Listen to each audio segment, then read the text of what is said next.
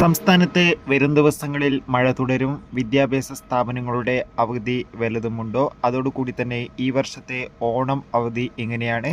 അതിൻ്റെ ഏറ്റവും പുതിയ അപ്ഡേഷനാണ് ഇന്നൊരു വീഡിയോ ഭാഗത്ത്. വീഡിയോയിൽ മുൻപ് വീഡിയോ ലൈക്ക് ചെയ്യുക, ചാനൽ സബ്സ്ക്രൈബ് ചെയ്യാൻ വേണ്ടി ശ്രമിക്കുക.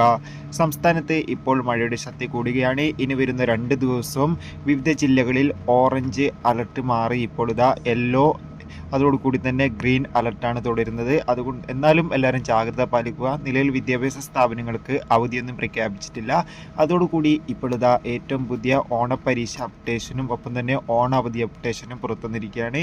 ഈ വർഷത്തെ ഓണപ്പരീക്ഷകൾ ഈ വരുന്ന ഓഗസ്റ്റ് 18-ാം തീയതി മുതൽ ആരംഭിക്കുന്നതായിരിക്കും. ആ ഒരു എക്സാം ഈ വരുന്ന ഓഗസ്റ്റ് 29 കൂടി അവസാനിക്കും. തുടർന്ന് ഓണാവധിയായിരിക്കും സ്കൂളുകൾക്ക് നൽകുക. എന്തായാലും കൂടുതൽ അപ്ഡേഷൻ അറിയാൻ വേണ്ടി കാത്തിരിക്കാം.